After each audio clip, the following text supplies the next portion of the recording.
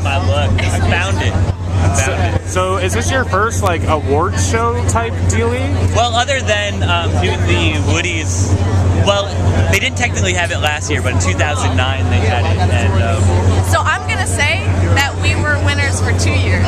What do you mean? Because they didn't have it technically in 2010. Yeah. So we held the ranking prize. We won. Like if Best Video Woody or something. And my brother won Best Keg Stand because he totally came and they had kegs in the artist area, and my parents busted him doing a keg stand on national television.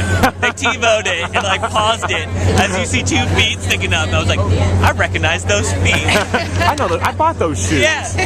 So tell me about playing ACL Fest. That was a huge audience of people who were obsessed with you. Yeah, it was one of those eye-opening things where you have ever many tens of thousands of people in front of you singing along, and it's one of those reality checks, or opposite of a reality check. Yeah. Like, what the hell is going on? No, it was so much fun, and I don't know, it's always good to be in Austin. Yeah, do you feel more love in Austin than in any other city? I feel like we adore you here, but Austin there's always been a soft spot here for some reason, and we enjoy Austin, but luckily, you know, we can't take things away from New York. Not to say New York's better. Oh yeah, of course. But there is to have that same feeling here means a lot. Yeah, I mean, it must be strange going from playing warehouses that get shut down by the cops to playing ginormous festivals where you're practically headlining. I was thinking about our first South by Southwest and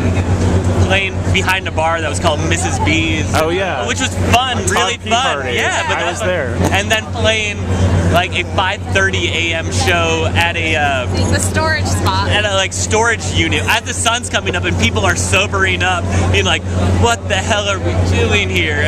So to about 15 people there. But again, it's still fun. I think there's just been numerous levels of fun. Well, seeing you guys play Silver Tiles at the Mohawk like 3 years ago with the crowd surfing, it's like one of my favorite moments of a show ever. We definitely, that was one of those, there was a video of that, I believe, that we like put on our website just because we wanted to show the world. But though the best thing about that video is the guy doing sound for us, you can see him crowd surfing, and you're like, you're supposed to be doing sound. I did see you crowd surfing at the Gowalla party. Was that pretty insane? It happens.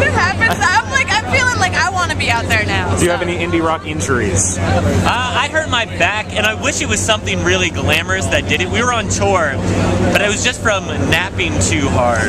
I napped my back out of commission. It's like bed sores. Yeah, but we did a show after I'd really been sore. This was a couple years ago, and we were in a van touring, and the very first note of the show, this was in Tampa, Florida, I turned my amp on and pulled my back out, and it was the worst pain, some of the worst pain I ever felt in my life, but it was the very first note of the set, and I just went through the whole set laughing out of delirium, but I think people thought I was having a good time. I just kept calling him a pussy the whole time. I was like, suck it up, I had no idea. We ended up having to cancel the rest of our tour, and I flew home, and I had to see a physical therapist, and it's not as funny as we think it is, but I'm coming back.